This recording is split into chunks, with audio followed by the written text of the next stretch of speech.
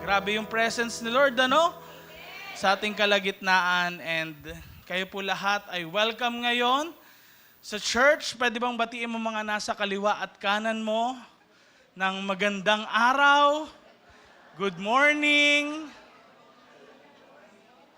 Ayan, praise God at nandito ang bawat isa sa atin. Sino ditong masaya?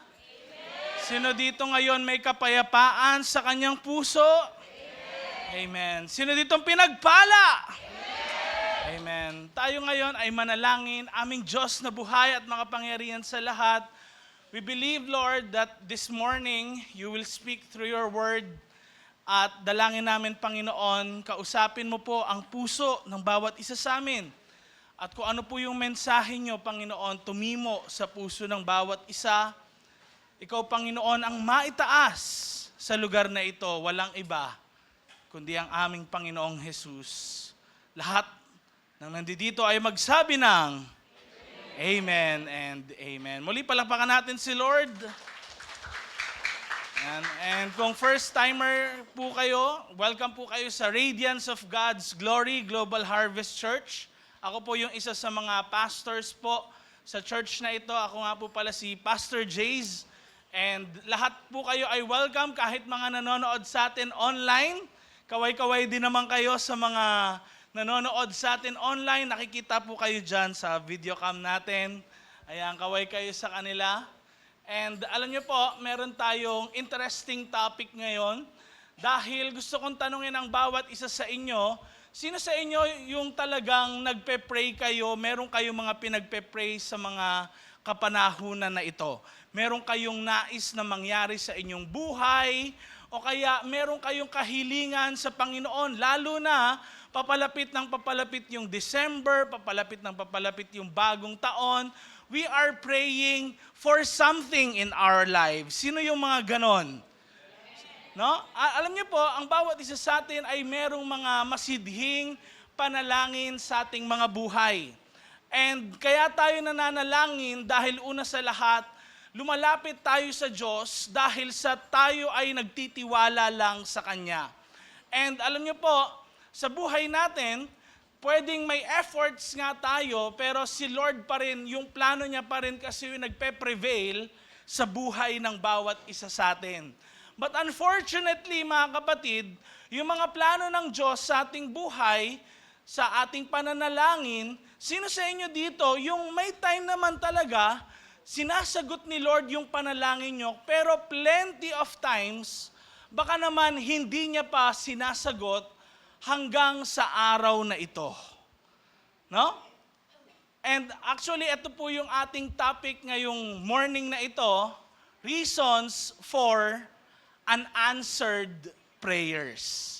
Meron ka bang panalangin na hindi pa sinasagot ng Diyos? Alam niyo po, ang Biblia ay nagtuturo sa atin ng mga bagay kung saan, bakit nga ba hindi sinasagot ng Diyos o hindi niya binibigyan ng kasagutan ang ating mga panalangin. Talaga namang maganda naman yung ano mo, di ba? Yung motibo mo, maganda naman yung plano mo, kaya lang hindi pa rin sinasagot ng Diyos. Alam niyo po, God always hears, naririnig niya po yung ating mga panalangin. Sabi mo nga sa katabi mo, naririnig ka niya. Next slide please. Pero minsan kasi, He doesn't answer the way we expect. No? Si God, hindi siya sumasagot sa paraan na inaasahan natin. And wag mong isipin na kapag hindi rin sinagot ni Lord yung panalangin mo, na kapag meron kang unanswered prayer, next slide please, ay eto rejection na to ni Lord, ayaw na ako ni Lord, hindi niya na ako mahal. Hindi po. Actually, yung unanswered prayers natin, hindi po yan rejection ni Lord, pero kanyang redirection. Inuulit ko po, kanyang redirection. Bakit? Kasi gusto kanyang ituro sa tamang landas. Tandaan niyo po, ang ating Diyos na buhay, gusto niya tayong turuan, gusto niyang baguhin una sa lahat ang ating mga puso. Sabi mo sa katabi mo, kailangan alam mo kung bakit hindi sinasagot ng Diyos ang panalangin mo. 7 reasons po ito, mga kapatid. Kaya sa 7 na ito, kung meron kayong mga notebook, kung meron kayong cellphone, pwede nyo pong i-take down notes itong mga bagay na ito. Alam nyo po, hindi ito para i-condemn kayo o kahit sino sa atin, kundi para i-realign, ayusin ulit, no? Yung ating mga puso na bumalik tayo sa tamang posisyon sa harap ng Diyos. No? Ito po ay pagko-call out sa ating mga buhay kasi pwedeng you have been praying for so long. Tapos hindi pa rin tinatanggap o hindi pa rin nasasagot ng Diyos yung ating mga panalangin. Anong unang reason, mga kapatid? Asking with wrong motives. Ano ba ang motibo mo sa pananalangin? Alam niyo po, ang motibo, ito yung bagay na kung saan hindi nakikita ng katabi mo. Tignan mo yung katabi mo ngayon, hindi niya nakikita yung nasa sa isip mo, nasa sa puso mo, hindi niya nakikita yung mga bagay na yan. Pero, ikaw lang at ang Diyos ang nakakaalam. Hindi namin pwede i-judge kung ano yung motive mo. Pero tanging ikaw lang at ang Diyos ang nakakaalam. Alam niyo po, pag sinabing motibo, tumutukoy ito sa hangarin. Bakit mo ba gustong ipanalangin yung bagay na yan? Bakit mo ba hinihiling yung bagay na yan?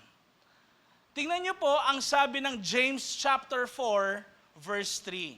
Si James po ay kumakausap sa mga mananampalataya nung unang panahon at sabi niya, hindi niyo makuha ang gusto niyo. Kasi hindi niyo naman hinihingi sa Diyos. So sa una pala, may mga bagay na hindi natin hinihingi sa Diyos, kaya hindi natin nakukuha yung mga naisin ng ating puso, naisin ng ating buhay. At ito ang sabi niya pagdating ng verse 3. At pag humihingi kayo, hindi yon binibigay sa inyo. Dahil daw bakit? Kasi, sabay-sabay tayo, kasi mali ang motibo nyo. Anong mali yung motibo? Humihingi kayo para pagbigyan ang mga pangsarili nyong pagnanasa. Now, alam natin, God is the God of love. And alam niyo po, mas natutuwa siya sa mga panalangin na kung saan hindi lang isang tao yung nabe-benefitan. Hindi lang isang tao yung parang umaangat. Minsan, baka may mga panalangin tayo, mga kapatid, na gusto mong idama yung iba, ibaba sila at ikaw lang yung maitaas. Ano ba ang prayer mo sa mga oras na ito? Ano ba yung mga prayer mo ng mga nagdaang araw, nagdaang taon, na hindi pa rin tinutupad ng Diyos? Pwede ang panalangin mo, Panginoon, iangat niyo po ako kesa sa lahat ng mga kapatid ko para makita nila kung sino yung mayaman. No? Para talagang makita nila kung sino yung magaling. Sila na yung lalapit sa akin, hindi ko na sila papansinin. Lord, ako yung patalinuhin mo para yung iba, mapahiya sila pag nagkita-kita na kami. Lord, pasaganain mo ang buhay ko. Kaya lang, yung ibang mga tao, wala kang pakialam sa kanila. Tandaan niyo po, ang gusto ni Lord, tignan niyo yung sabi sa bandang dulo, humihingi kayo para pagbigyan ang mga pangsarili niyong pagnanasa. Puro pansarili. How about pray for something na makakapag-benefit sa iba? Bakit hindi mo ipanalangin na, Lord, tulungan niyo po ako nawa makakuha ko ng magandang trabaho para makatulong ako sa aking pamilya. Pag humingi sila, may maibibigay ako, Lord. Amen? Pag kailangan ko, Lord, ng promotion sa aking trabaho, tulungan niyo pong ako yung ma-promote. Lord, kung may kalaban man ako sa promotion, ikaw na rin mag-promote sa kanya.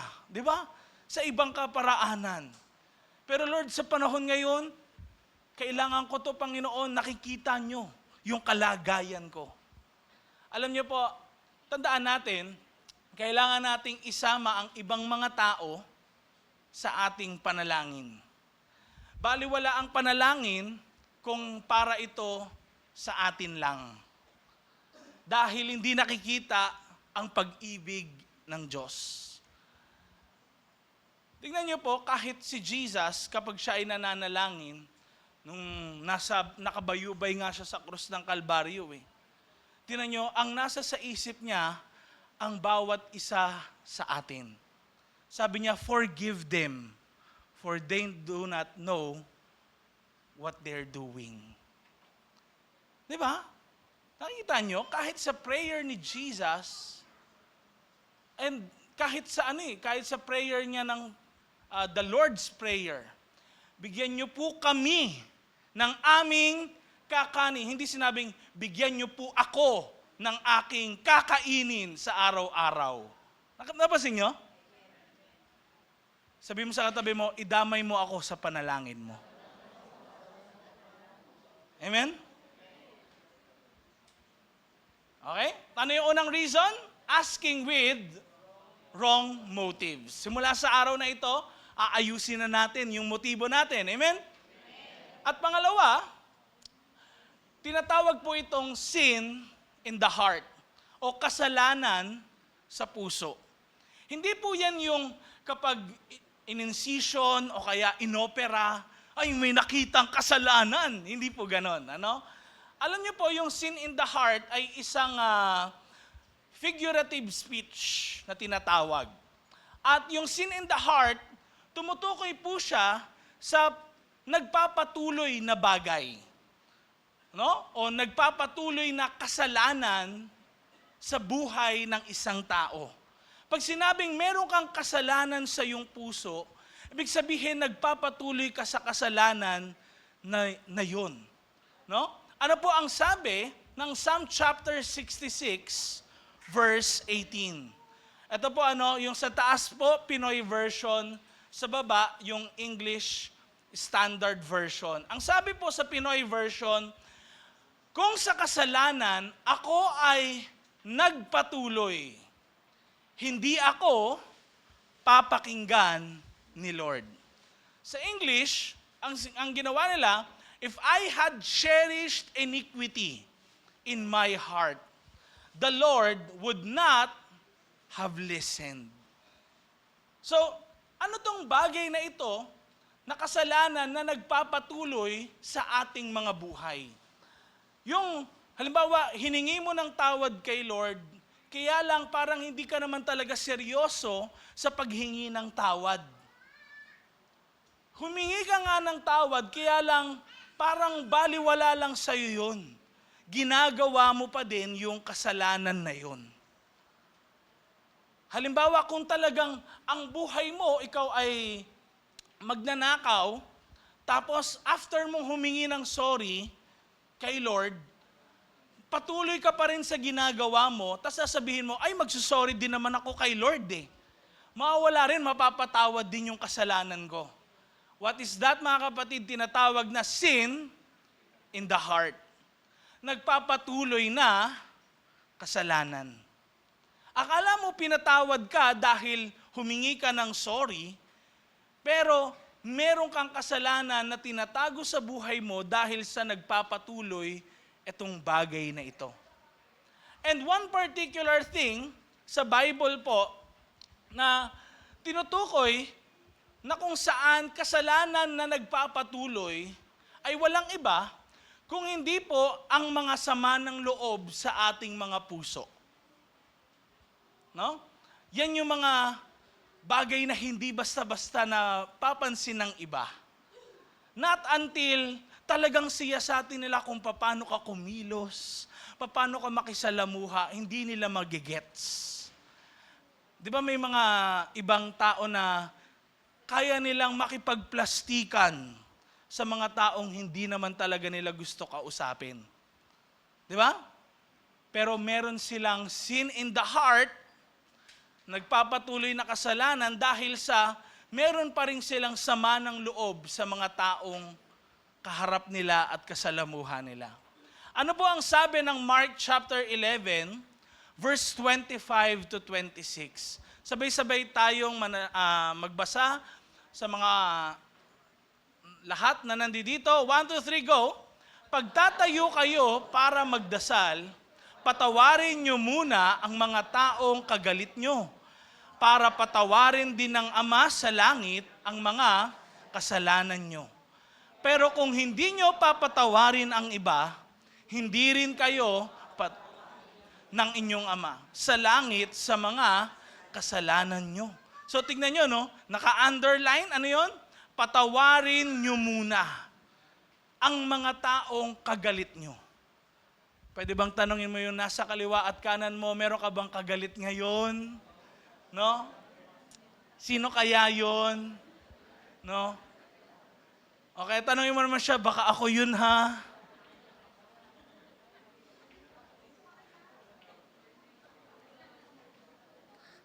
Tignan niyo po ang nakalagay sa verse 26.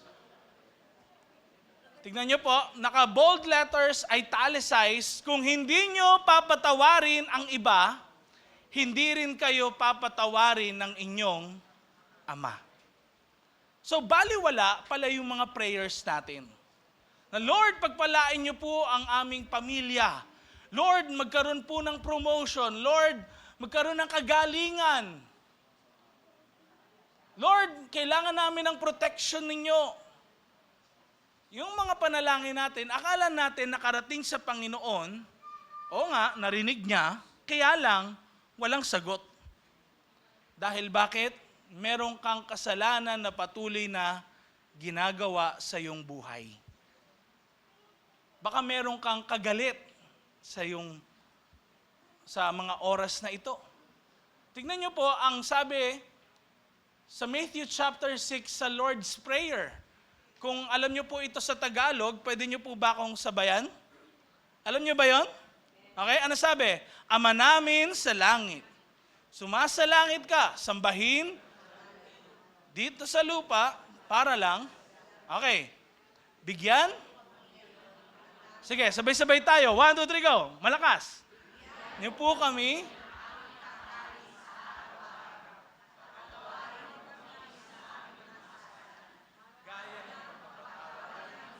Okay. Doon muna, ano? Tingnan nyo, gaya ng pagpapatawad namin sa nagkakasala sa amin. Napaka-importante niyan, mga kapatid.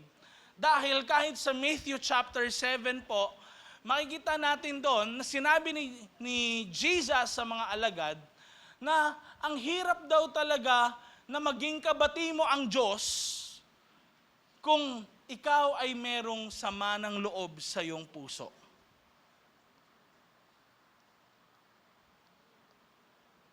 Ibig sabihin, may laban ang Diyos sa ating mga buhay kung meron kang sama ng loob. Alam natin, hindi madaling i-process ang sama ng loob. Tama po ba? And it takes time. But let us remember na kung paano tayo pinatawad ng Panginoon sa ating mga kasalanan, tandaan natin na tayo rin ay merong malaking pagkakasala sa Diyos at pinatawad ka niya. Kaya ikaw rin ay kailangan magpatawad sa nagkakasala sa iyo. Alam niyo po, may isang parable si Jesus na sinasabi na isang slave o alipin ng isang hari na nagkakautang ho ng napakalaking halaga. At sabi nung hari isang beses, pinapatawad na kita sa lahat ng mga pagkakautang mo. Ho? Talaga po ba? So tuwang-tuwa siya, lumabas siya ngayon. Yes! Siguro tumatalon-talon pa siya. Talagang masayang-masaya siya. Kaso nakakita siya ng isang taong nagkakautang din sa kanya. Maliit na halaga lang. At sabi niya, "Oy, yung utang mo, bayaran mo na." At alam niyo, nagsumbong yung tao na yon sa hari. Hindi ho ba itong taong ito ay pinatawad niyo sa napakalaking halaga? At itong pagkakautang ko na maliit, hindi niya pinatawad. Alam niyo, sabi ng hari, dalhin siya doon sa kadiliman. Siya at ang kanyang family. Kawawa. Dahil bakit? Hindi siya nagpatawad sa kanyang buhay. Kung kaya, kailangan natin, mga kapatid, natanggalin ang anumang kasalanan na patuloy nating ginagawa. Itigil natin ito, ihingin natin ang tawad sa Panginoong Diyos na buhay. Ano yung unang reason? Asking with wrong motives. Pangalawa, sin in the heart.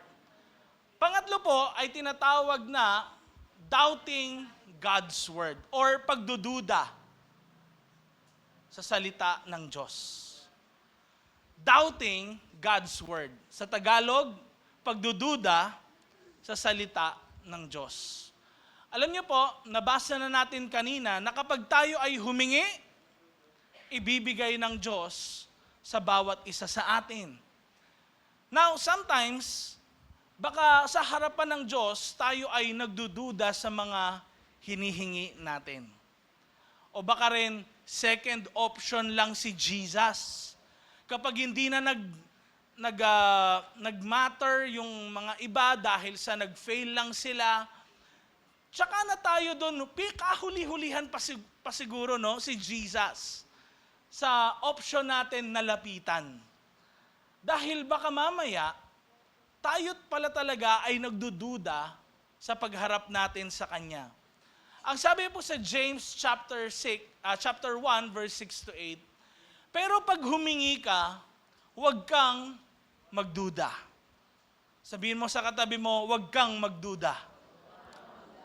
Maniwala ka na matatanggap mo yun. Kasi ang taong nagdududa, para yang alon sa dagat na dinadala at tinatangay ng hangin. Bakit? Ano bang meron ho sa dagat at alon? Hindi ka nananatili sa isang lugar. Ikaw ay aanurin. Kaya tignan nyo si Pedro, ano nangyari sa kanya? Lumubog. Nakapaglakad nga siya sa tubig, pero dahil sa kulang siya sa pananampalataya o pagtitiwala sa sinabi ni Jesus, unti-unti siyang lumubog. Nakita niya kasi yung alin? Mga alon, naramdaman niya yung hangin, at sabi niya, nakakapaglakad pala ako sa tubig. Kaya tingnan niyo, pagbalik nila sa bangka, nung sinalo na siya ni Jesus, ano sabi sa kanya ni Jesus? Bakit ka nagdududa? Why did you doubt?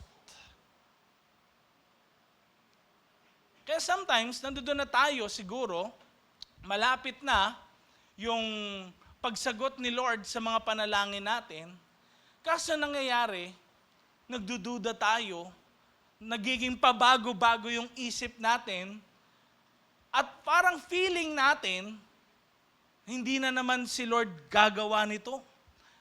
Ako na naman siguro. Effort ko na naman. Alam niyo po, plenty of times, lalo na po sa pagpe-prepare namin ni Kams po sa kasal, talagang na-feel namin yung, yung attack ng doubt. Siyempre, hindi naman porket may atake ng doubt, nagda-doubt ka na. Pero sometimes you are attacked by so many things. Paano nga yung pambayad? Paano nga yung supplier? Paano kung umulan? Paano kung may ganitong mangyari? Alam niyo po ba, nagulat kami kasi after mga 1 week ata yun, 2 weeks ng kasal namin, doon nagkaroon ng pagputok ng bulkan sa Taal. Di ba? No, so parang kung magda-doubt kami, kung parang di namin i-entrust kay Lord, at the end of the day, hindi naman namin makokontrol yung weather. Tama? Makokontrol mo ba yung lindol?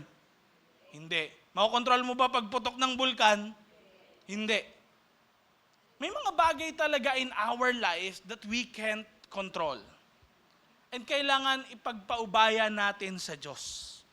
Hayaan natin, sabihin natin, Lord, faithful ka, di ba? Amen? And alam niyo po, nung tanghaling tapat na, 12 o'clock yon nung kasal po namin, talagang umulan. Alam po yan ng mga pumunta doon, umulan talaga. And alam niyo po, ang prayer ko nun kay Lord, Lord, di ba faithful ka? Talaga pong narinig yun nung kumukuha sa akin ng picture. Sabi ko kay Lord, Lord, di ba faithful ka? Nananampalataya ako sa inyo. And alam niyo po, mga 12:30, biglang lumiwanag. Aba, praise God. At natuloy yung garden wedding po namin. Palakpakan naman natin si Lord doon. Kaya, sabi nga po nung professor ko sa ATS, wala pa kaming ibang kasal na garden na naatenan na hindi umulan, lahat daw umulan. Sabi ko sa kanya, hindi sir, yung kasal namin, yung kasal na hindi uulan sa garden wedding. And alam niyo po, biyaya lang ng Diyos. Amen? Alam niyo po, ito yung times na kung saan kalaban talaga natin lagi yung doubt. Kasi tinitest lagi yung faith mo. Kung talaga bang nagtitiwala ka, magdududa ka ba? Kasi ano ba ang faith? It is looking at the thing na wala pa doon, pero alam mo, darating. Mangyayari. It is the hope sa mga things that are not seen.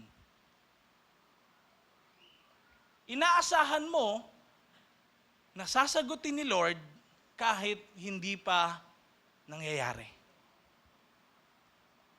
Yun ang kaibahan actually sa isang taong may pananampalataya at sa isang wala. Sa isang wala, to see is to believe. Ang kaibahan sa mananampalataya, you will believe first and then you will see. Paniniwalaan mo muna at makikita mo. And alam niyo po, kaya nararanasan natin yung supernatural things dahil yon sa ating pananampalataya sa Panginoong Diyos na buhay. Amen? Kaya sabi mo sa katabi mo, huwag ka nang magduda. Pang-apat ay tinatawag po na empty repetitions o sa Tagalog, mga paulit-ulit na wala namang kabuluhan na panalangin. O kaya masasabi rin po natin ito na mga maraming salita na mabubulaklak, malalalim pa masyado, na ikaw rin mismo hindi mo maintindihan kung ano ba talaga yon. Sometimes akala natin, kapag parang malatula ni na Francisco Balagtas, yung ating mga panalangin, sasagutin ni Lord. O kaya parang King James Version yung yung prayer mo, parang wow, sasagutin na ni Lord. O kaya pag English yung prayer mo, o kaya kung marunong ka mag-Hebrew, parang wow, malapit ka na kay Lord kasi di ba, Hebrew yun mismo. Pero hindi po dun nababatay. Dahil po si Jesus mismo, bago niya turuan yung mga mananampalataya noon, especially yung disciples niya sa pananalangin, ang sabi niya po sa kanila, verse 7 ng Matthew chapter 6, ay ganito, sa pagpe-pray nyo, huwag kayong gagamit ng maraming salita na wala namang kwenta. Naulit ko po, maraming mga salita na wala namang kwenta.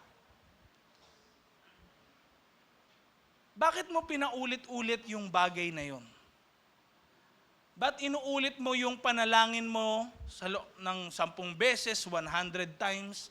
Akala mo pag inulit, parang halimbawa, yung unang panalangin ko hanggang ano lang kasi, hanggang langit lang dito. Sa earth lang. Yung pangalawa kasi, pupunta na sa galaxy, sa Milky Way, ganyan. Yung next na ano kasi, dun pa sa isa pang galaxy dun. Hanggang sa makasampu, makakaabot na sa langit kasi. Hindi po ganon. Alam niyo po, ganon manalangin actually, yung mga Gentiles nung unang panahon. Tingnan niyo sabi, gaya ng ginagawa ng mga Gentiles. Ano ba yung Gentiles? Ang Gentiles po nung unang panahon ay hindi naniniwala sa Creator God. At kung meron mang Creator God, wala siyang pakialam sa mundo. No? Naniniwala sila saan? Polytheistic gods. Napakaraming Diyos. Kaya kahit ang Pilipinas po, impluwensyado ng polytheistic gods. Meron tayong Diyos ng kagubatan, Diyos ng karagatan, di ba? May Diyos tayo ng mga lawa, may mga ganyan, di ba? Diyos ng kabundukan, kaya parang ang feeling din ng iba, si Sierra Madre ay parang Diyos. Di ba? Salamat, Panginoon, sabi nila, di ba? Dito nyo makikita na meron talagang, kahit nung unang panahon, ganito ang paniniwala ng mga tao. Okay? Kaya, tingnan nyo, kahit sa Greek mythology, si Zeus, for them, hindi yun myth. God talaga siya. Ng storms. Kaya siya merong lightning sa di ba? So, makikita nyo po na sila, para marinig nung mga gods nila, yung kanilang mga panalangin, alam niyo po, gagamit sila ng napakaraming mga salita, paulit-ulit na panalangin na parang, alam mo yon, parang sa tenga mo, parang kung ikaw makakarinig,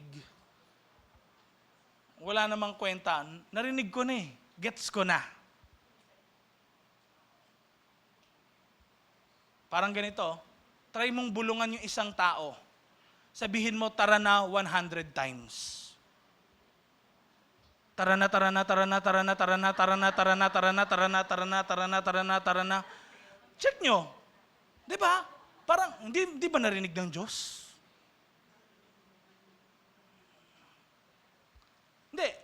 Hindi ba narinig ng Diyos? Naririnig niya ang ating mga panalangin.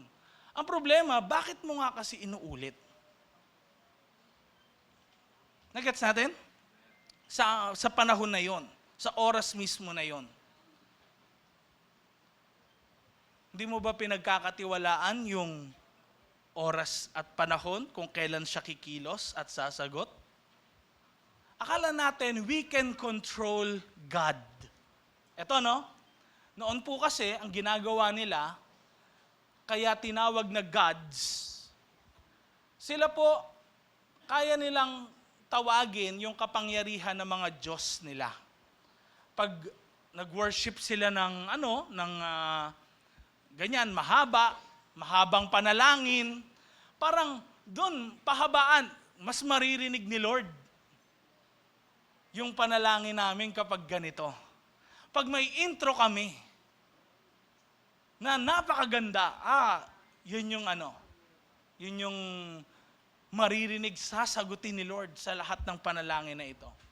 Pero nagkakamali daw ang bawat isa sa atin. Tira nyo, sabi ni Jesus sa kanila, akala nila makikinig ang Diyos dahil sa haba ng prayers nila.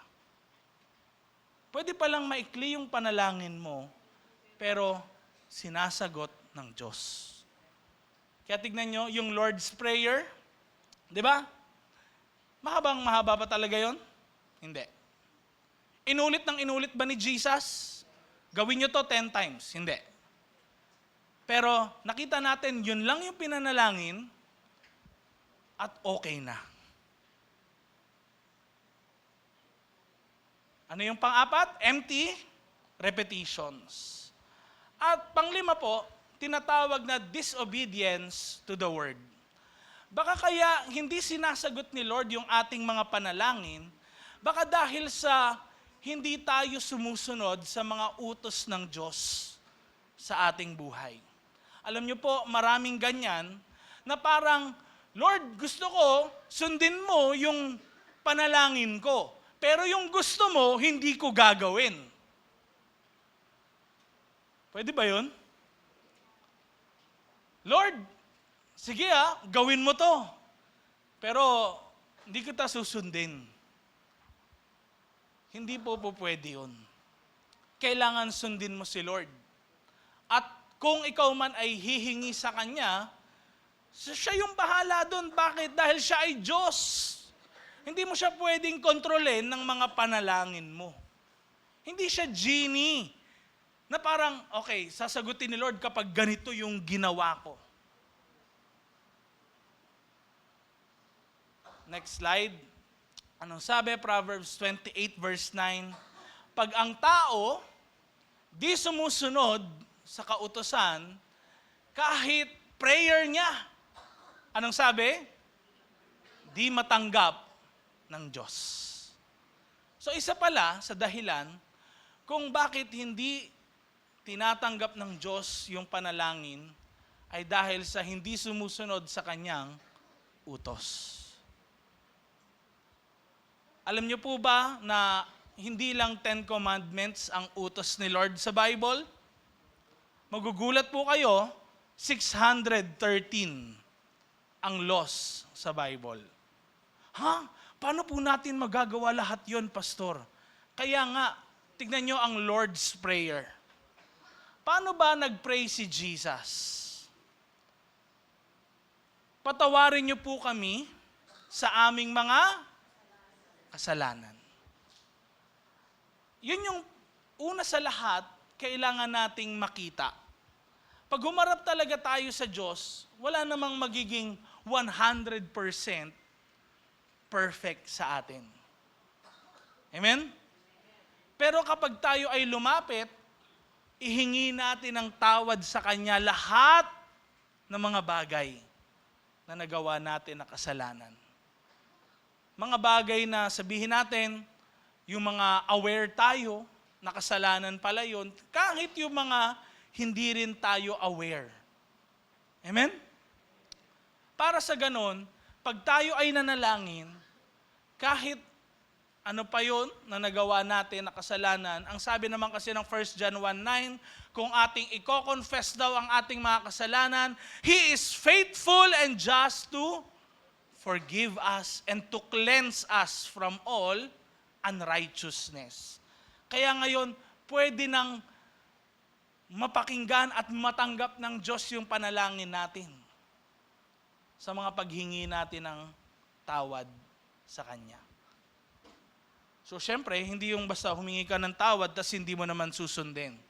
Kailangan, ini-strive mo sa sarili mo na gawin ang utos ng Panginoon. Sinum up ni Jesus yung 613 laws. Hindi ibig sabihin wala ng 613, kundi sinum up niya lang sa dalawa. Ano yun? Ibigin mo ang Diyos mo ng buong lakas, kaluluwa, isip. Alam niyo po, hindi lang yun. Dahil ano yung pangalawa? Mahalin mo ang iyong kapwa gaya ng pagmamahal mo sa iyong sarili. Loving God, loving people. Check mo muna yung sarili mo. Mahal ko ba talaga ang Diyos? Lahat ba ng ginagawa ko, nagpapakita na mahal ko ang Diyos? Pangalawa, talaga bang mahal ko yung kapwa ko? Mahal ko ba talaga sila o hindi? Kasi kung di ko ginagawa, baliwala yung prayer ko. Kahit mag-pray ako na mag-pray, hindi tatanggapin ng Diyos. Amen? Pang-anim, sino po dito yung mga merong asawa Taas kamay. Huwag kayo mahiya. Umamin na kayo. Ayan. Sa taas, sino po yung mga may asawa? Ayan. Ayan. Nagulat po ako nung eto nga, naaral natin lahat.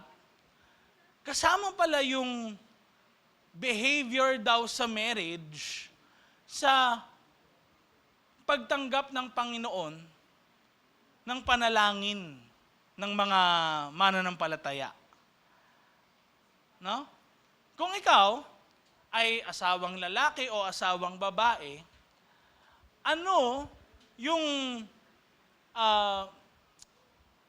behavior mo o ugali mo pagdating sa partner mo sa buhay? Bakit? Ba't kaya nagkaroon ng ng ganito na reason sa Bible? Dahil una sa lahat, ang mag-asawa ay naging iisa na lang sa harapan ng Diyos. At meron kasing vow. Hindi promise, vow ang mga mag-asawa. Kung kaya, tignan niyo po ngayon, ang sabi ni Pedro, sa unang Pedro 3, talatang 7, sabay-sabay natin basahin, 1, 2, 3, go. Kayo naman, mga mister, intindihin niyong mabuti ang mga misis niyo. Bilang asawa, irespeto niyo sila at isipin niyo ang kapakanan nila. Kasi hindi sila kasing lakas niyo at kasama niyo silang tatanggap ng buhay na regalo ng Diyos. Gawin niyo to para walang maging sagabal sa mga... Okay, so tignan niyo, no? Ano sabi sa huli? Para walang maging sagabal sa mga prayers niyo.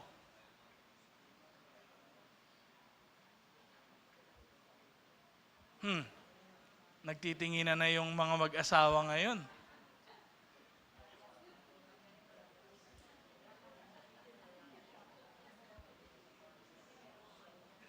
Now, eto po, no, nakita nyo dyan, mister, di ba? Mister.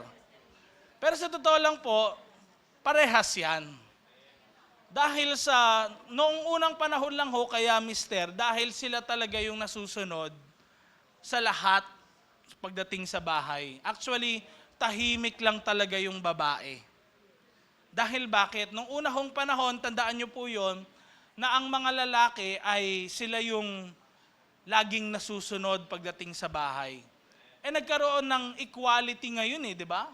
Dahil sabi nga ni Paul sa mga merong alipin, ituring nyo yung alipin nyo na na kapatid nyo. So ka-level nyo. Kahit din ang mga lalaki sa babae. Kung kaya kahit nga po sa ministry ni Paul, may mga babae na mga talagang workers sa church, mga nangangaral, no? May mga talaga ng Bible study. But this time, kaya ito particularly si Peter, sinabi niya sa mga mananampalataya, dahil pwede nga tayong nananalangin, kaso ang problema, hindi sinasagot ng Diyos. Pwedeng tama naman motibo mo, di ba? Pwedeng hindi ka naman nagdududa, wala ka namang kasalanan sa puso, hindi ka naman yung paulit-ulit na lang. Sinusunod mo naman yung utos ni Lord. Kaso ito, no, ang nangyari pagdating sa asawa mo, baka hindi mo iniintinding mabuti. Sabi mo kung asawa mo yung katabi mo, sabi mo, intindihin mo na ako ngayon. O, kung asawa, baka mamaya, sinabihan mo, di mo pala asawa. Tatlong bagay yun. Tingnan nyo po, Tingnan nyo, intindihin nyong mabuti. Pangalawa, irespeto nyo sila. Paano nyo po nire-respeto ang inyong partner? Chinichismis nyo ba sa kapitbahay yung ginagawa ng masama ng asawa mo? O hindi mo gusto yung ugali niya? Pagrespeto ba yon? Hindi. Ano pa? Pinapahiya mo ba siya sa iba? Ano pa? Paano ba masasabing nire-respeto? Hindi daw sinisigawan. Parehas yun, both ways yun. Amen? At tignan nyo yung pangatlo, anong sabi? Isipin nyo ang kapakanan nila. Baka kumain ka mag-isa, tapos yung asawa mo, hindi pa kumakain. O kaya sinabi mo, bahala na siya, matanda na siya eh.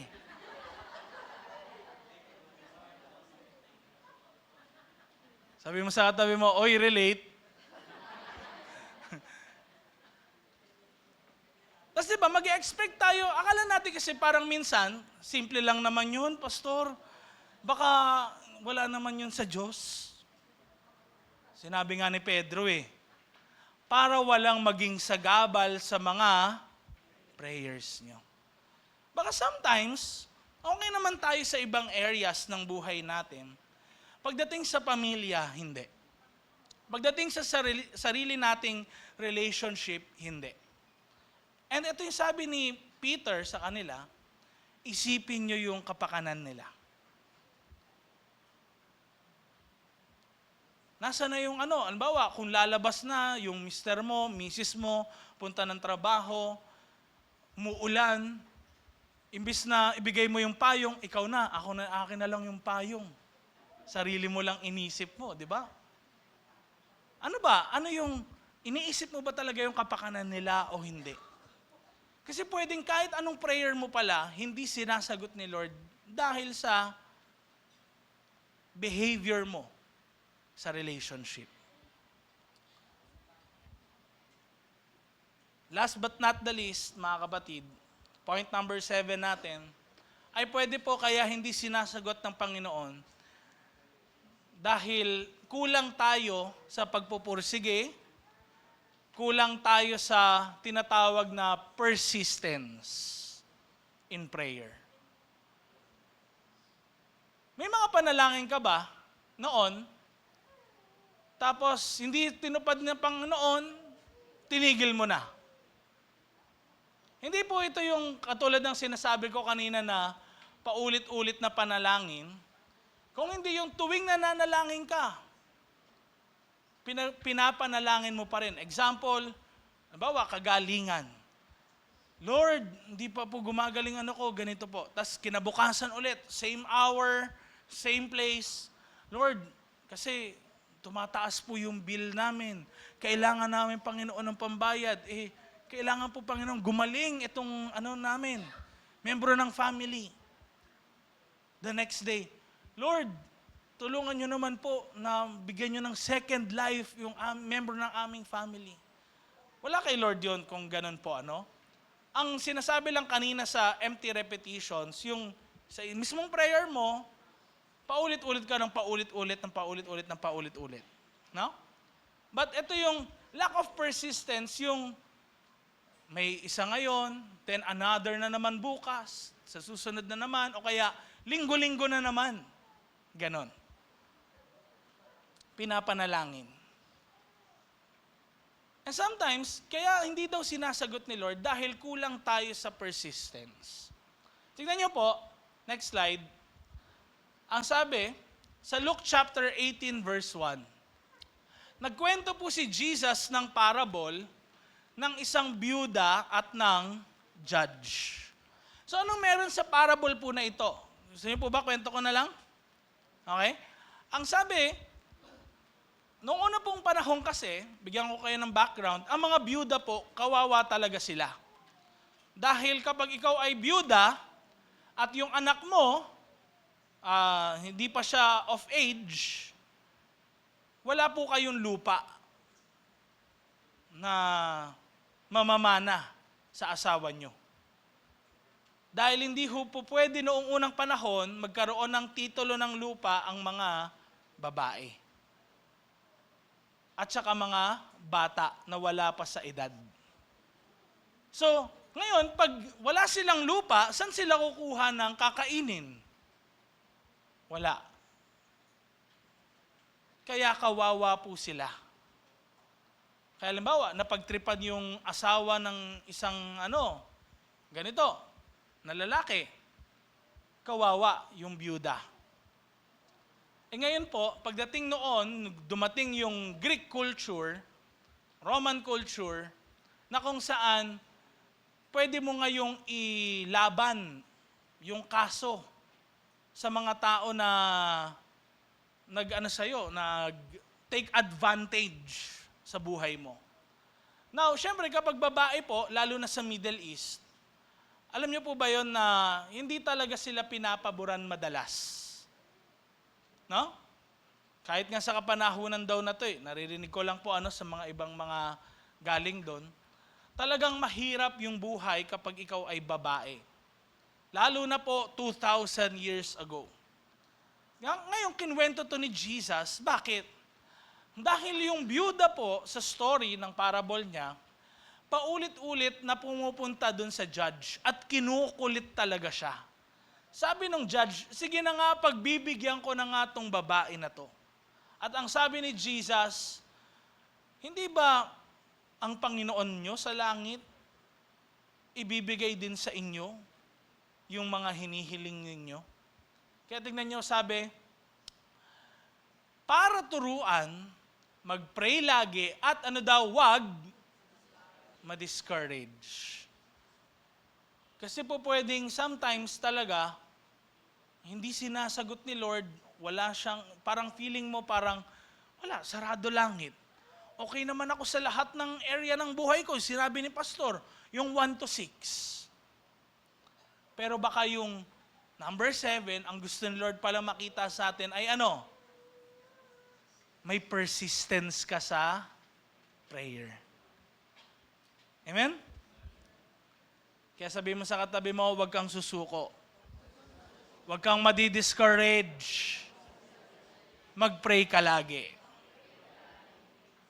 Conclusion po natin, sabay-sabay natin basahin. 1, 2, 3, go. Unanswered prayers ay hindi pruweba na walang Diyos. Ito ay invitation para i-check ang ating puso, motives, at ang pagsunod sa Diyos. Invitation po ito para tignan natin ngayon ang ating mga puso. Tama ba yung motibo ko sa harapan ng Diyos? Meron ba akong dinadalang kasalanan? Patuloy kong ginagawa? Baka yan yung mga dahilan kaya hindi naririnig ng Diyos ang mga panalangin natin. Pero mula sa araw na to, inaanyayahan ko po kayo. Dahil maybe, next slide, God's silence po is not rejection,